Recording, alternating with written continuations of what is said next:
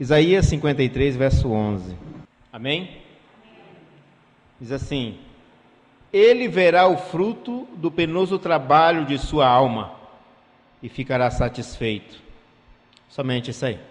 Vem, poder sentar em nome de Jesus.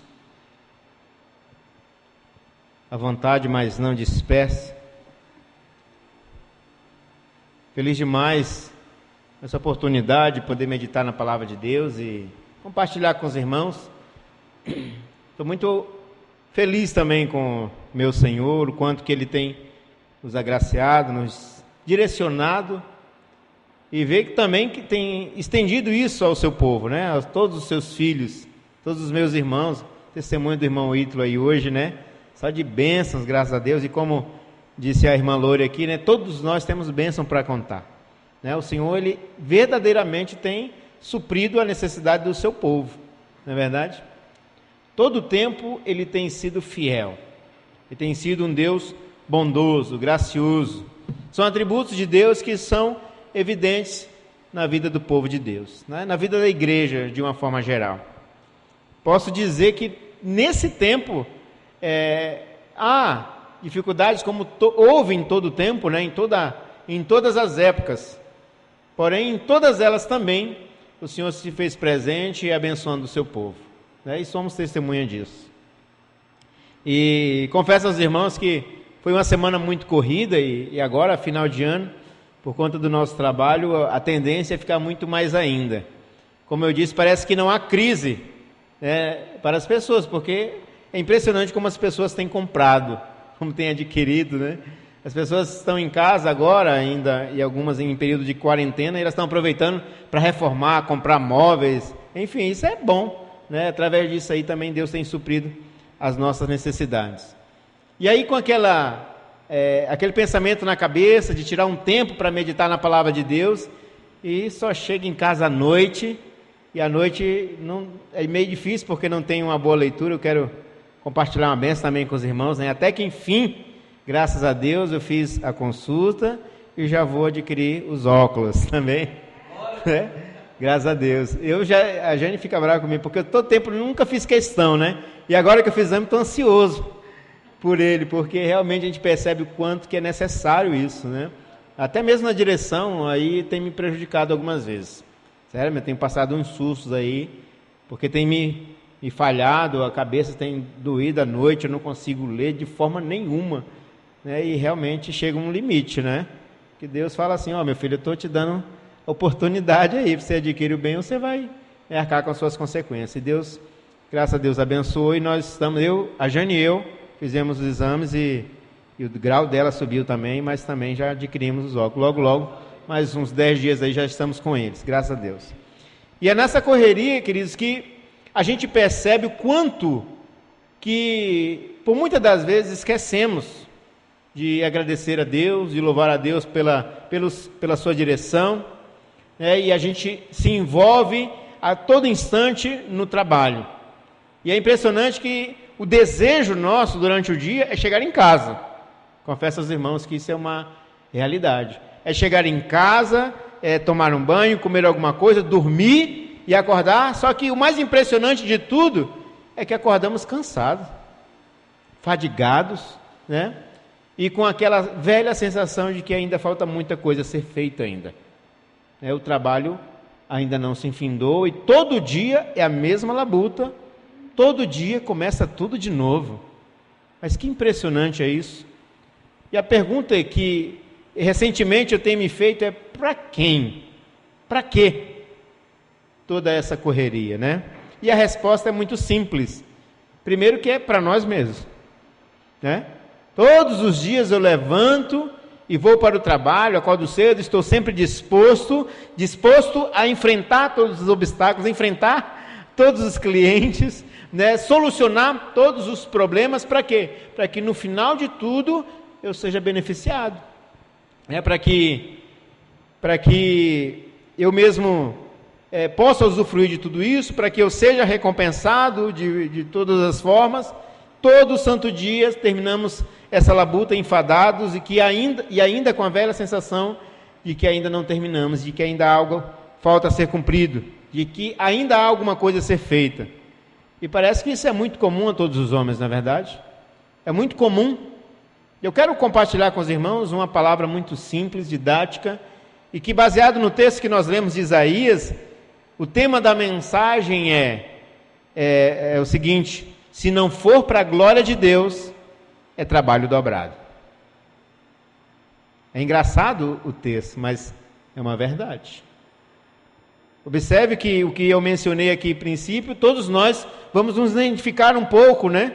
Alguns, na idade, já fizeram isso por muito tempo da sua vida. Todos os dias se levanta e vai para o trabalho, e todo dia a mesma coisa. Todo dia o mesmo cansaço, todo dia a mesma ansiedade de chegar em casa e descansar, e no outro dia acordar e fazer tudo a mesma coisa. E tudo isso para nós mesmos. O trabalho é dobrado, multiplicado, as dores, as fadigas, enfim. E a recompensa acaba aqui findando, ficando por aqui mesmo.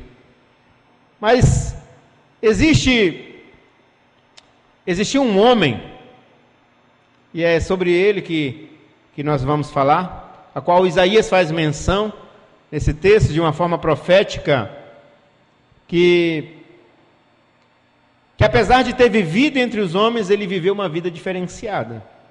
Que apesar de ter vivido como muitos homens, com seus compromissos, com seu trabalho, viveu na contramão do sistema, na contramão da rotina secular, porque isso o fez para a glória de Deus.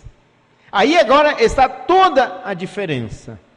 E se nós não entendermos isso, todos os dias temos um trabalho árduo a enfrentar, e no final de tudo, a única coisa que vamos alcançar é enfado, é fadiga, são dores no corpo e a veieira, né, que vamos alcançando.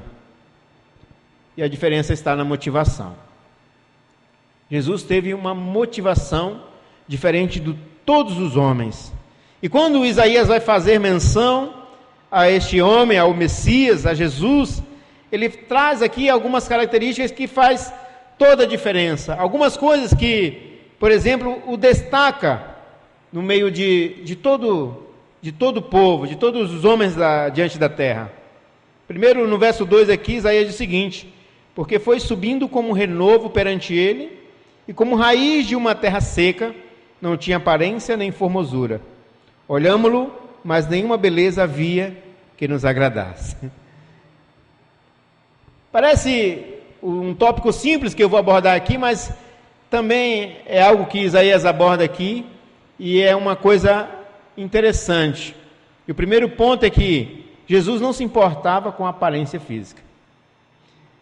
É claro que existem muitas especulações a respeito da sua aparência, vários historiadores, né, faz a sua menção a respeito disso, baseado em fatos, outros baseados na história. Enfim, existe uma série de especulações a respeito da aparência de Jesus, mas no final de tudo é que Jesus não estava preocupado com isso.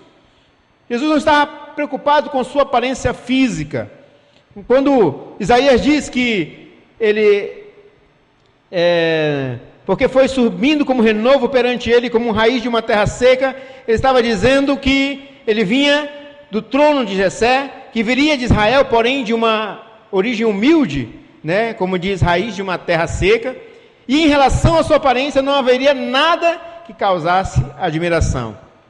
E o que mais nós vemos nos tempos de hoje, que apesar dos tempos difíceis, apesar da crise financeira, apesar da pandemia, que é o caos que vivemos neste tempo, o homem, no sentido genérico, né, abrangendo a todos, vive numa busca frenética por uma boa aparência. Consegue perceber uma pequena diferença aí? No final de tudo, queridos, quando todo o nosso esforço, toda a nossa labuta, toda a nossa predisposição é para que, no final das contas, possamos alcançar uma boa aparência. E quando eu falo a respeito disso, não estou me limitando somente à aparência física. Eu estou falando de aparência em todos os sentidos. De todos os sentidos, porque queremos, de alguma forma, ter ou causar uma boa aparência diante dos homens. Quando eu trabalho e através disso alcanço uma estabilidade financeira, podemos dizer assim, é para se vestir melhor diante das pessoas, né? É para estar numa boa posição social diante das pessoas. Era poder adquirir coisas melhores, com mais poder, com mais valor aquisitivo diante das pessoas. No final das contas, sim, estamos preocupados com a nossa aparência. Eu falo isso por experiência própria, né? Estamos preocupados com isso. Quando eu atendo um cliente, por exemplo, eu quero causar uma boa impressão, e no final das contas isso não é levar uma boa aparência, não é verdade? Mas não simplesmente para dizer, olha como o Alex é honesto, olha como o Alex trabalha bem, olha como o serviço é Alex. No final das contas, era para que eu seja bem recompensado, e assim eu possa me beneficiar de tudo aquilo que este dinheiro pode me proporcionar. Estive pensando nessas coisas, e eu confesso aos irmãos que traz um conflito sério na nossa cabeça.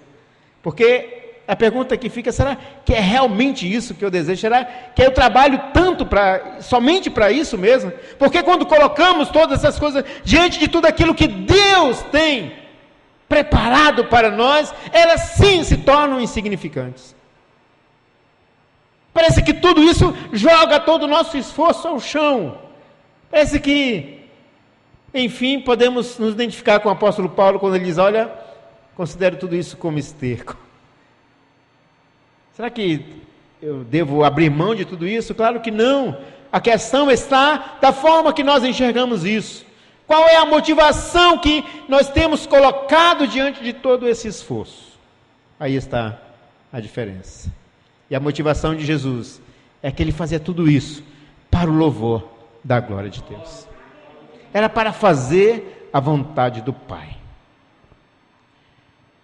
E em relação a Deus, qual que é a nossa preocupação?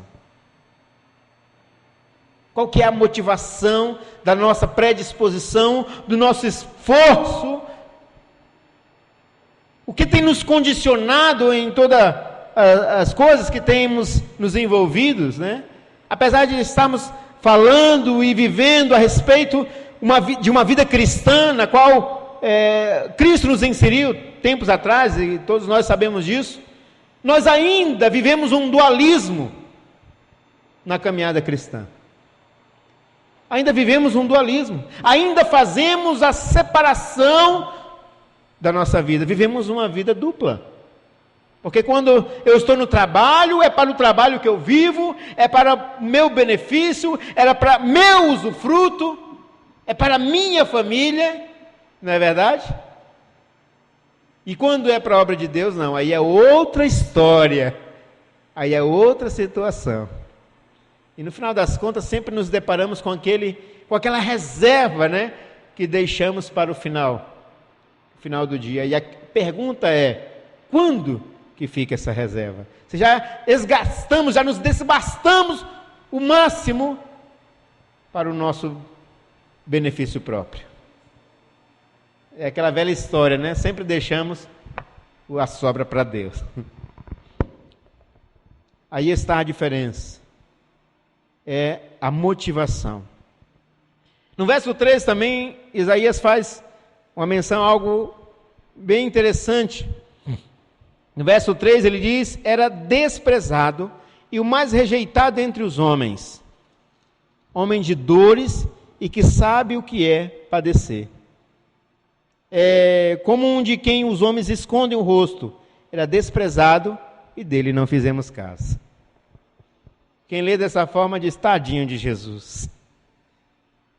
Tadinho de Jesus, rejeitado, abandonado. Mas a questão aqui é que o cenário que Jesus se encontrava.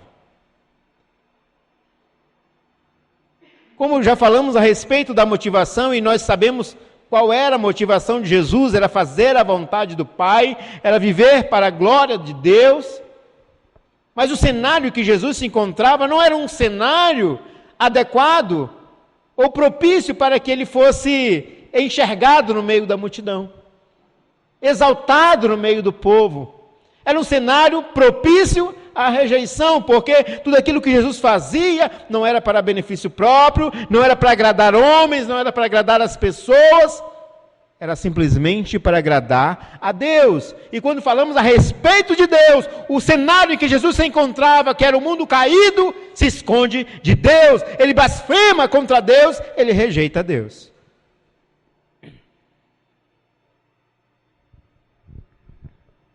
Era desprezado e o mais rejeitado entre os homens.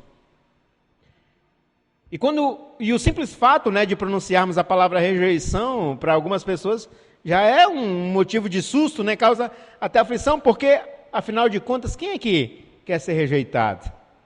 Não é verdade? Quem gostaria de ser rejeitado? Até uma amizade que você adquire, que tem afinidade, que tem um relacionamento mais próximo, quando você percebe que essa pessoa, de alguma forma, te excluiu ou te rejeitou, você já fica meio que de escanteio, já fica entristecido por conta disso. Mas isso é muito simplório diante daquilo que Jesus viveu ou sofreu. Lendo um comentário de Hernandes Dias Lopes, ele trata da rejeição de Jesus como algo devastador, assustador. E ele faz aqui algumas citações, como por exemplo, ele diz que Jesus foi desprezado, diz o texto, e foi o mais rejeitado entre os homens, ou seja, de um grau muito maior. Ele foi rejeitado pelo seu povo, porque a Bíblia diz, ele veio para o que era seus, e os seus não receberam. Ele veio para o seu povo como o Messias, aquele que era esperado para trazer salvação para o seu povo, e ele foi rejeitado, mal compreendido. Ele foi rejeitado pelos religiosos da sua época, que lhe chamaram de fanático, mentiroso, blasfemo, pecador, beberrão e até possesso de Beelzebu. Por esses religiosos ele foi rejeitado. E a gente, quando está no meio cristão, de pessoas aparentemente cheias de Deus, o que nós mais queremos é ter afinidade. O que nós mais queremos é proximidade. Existia homens, aparentemente, deste perfil na época de Jesus, e eles rejeitaram Jesus. Ele foi rejeitado pela mesma multidão que o ovacionava, que o acompanhava, que ficava empolgado com seus milagres. E agora, diante de Pilatos, a mesma multidão estava uníssona, gritando, crucificam, crucificam. Ele foi rejeitado. Rejeitado pelos seus discípulos, que não gostaram de sua pregação radical, é o que muitos dizem, mas que no final das contas é a palavra de Deus. É a verdade de Deus. Mas ele foi rejeitado. E eles foram se dissipando. E eles foram se esvaindo e foram-se embora. Jesus não estava preocupado com isso. Por quê? Porque Jesus não estava preocupado em agradar aos homens.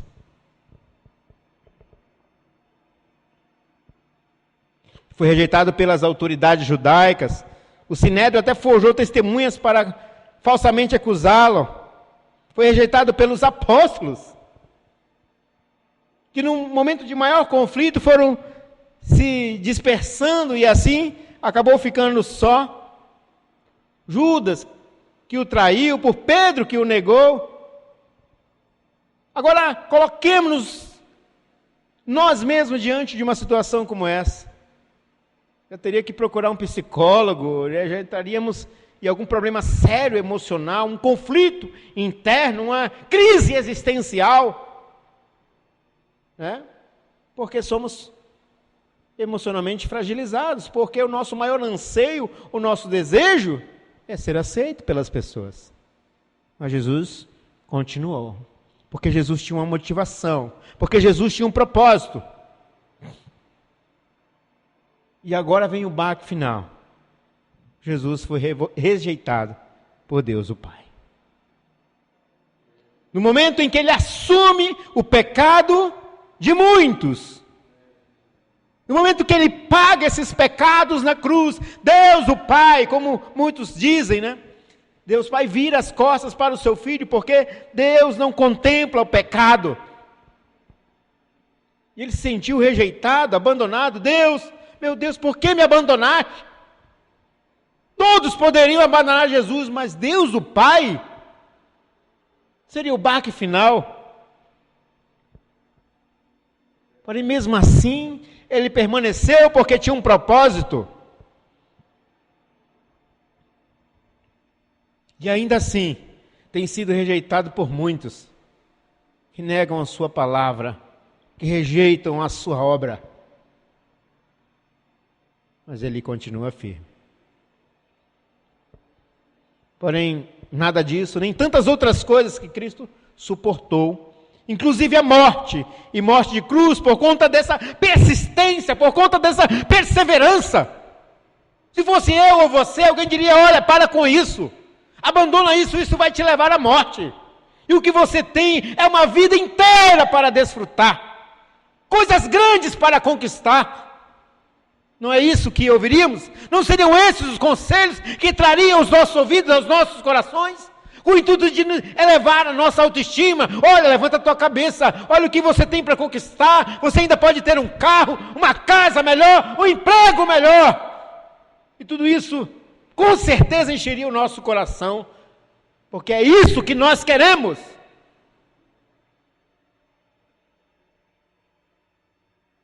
Não foi isso que Satanás ofereceu a Jesus? Se oferecesse a qualquer um de nós diríamos: é verdade, irmão, é verdade.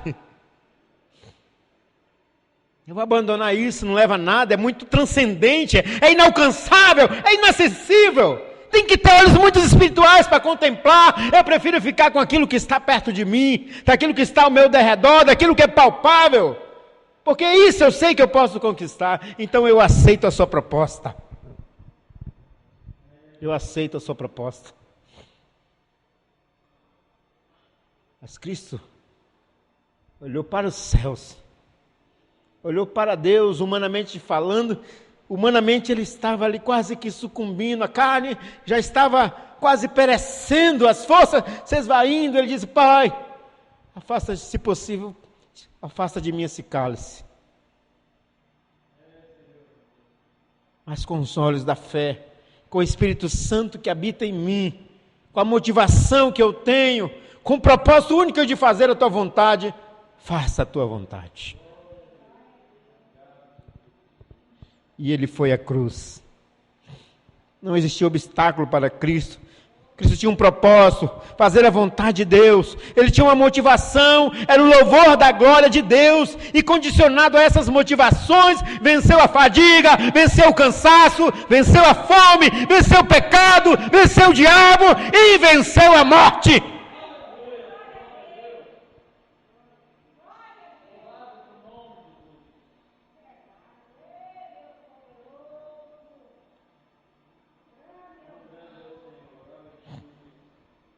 Venceu a morte. Isaías continua contando: e mesmo que o Senhor o tenha moído, Ele deu sua alma como oferta pelo pecado, e a consequência seria ver a sua posteridade, ver a sua igreja imaculada, purificada, justificada. E diz o profeta: e ele ficará satisfeito. Como que está Jesus agora? Sentado no trono, gozando da sua conquista, da sua vitória na cruz, e esperando ansiosamente o seu troféu, que é a sua igreja. Enquanto nós não trabalharmos para o louvor da glória de Deus, só nos restará fadiga e enfado. Nunca alcançaremos saciedade, nunca. É sempre uma busca constante, frenética, desenfreada. Não há cansaço que nos acometa, né? Porque mesmo assim, mesmo que rastejando, estaremos lá no outro dia para fazer tudo de novo. Nunca alcançaremos saciedade. E dessa forma, sempre trabalharemos dobrado. Sempre será um fardo, sempre será pesaroso. Mas se tivermos a mesma motivação de Cristo, se fizermos tudo para o louvor da glória de Deus, quando ansiosamente esperarmos a sua volta, mesmo trabalhando aqui, estaremos satisfeitos. Porque é Cristo quem nos supre. Ele fez tudo isso para que nós possamos desfrutar disso. Já. Agora. É por isso que na sua palavra constantemente ele diz: alegrai-vos. Seja perseverante. Anime-se. O mundo está aí, é cheio de aflições, o inimigo anda ao redor, mas eu sou contigo, eu estarei contigo todos os dias. Porque ele já passou por tudo isso. Isaías diz que ele sabe o que é padecer, então ele entende as nossas limitações, ele entende as nossas dores. Porém, o que nós devemos fazer é descansar naquele que já venceu todas as coisas, naquele que tomou sobre si todas as enfermidades, toda a nossa fadiga, todo o nosso enfado. É nele que descansamos, porque o trabalho maior foi do nosso Senhor.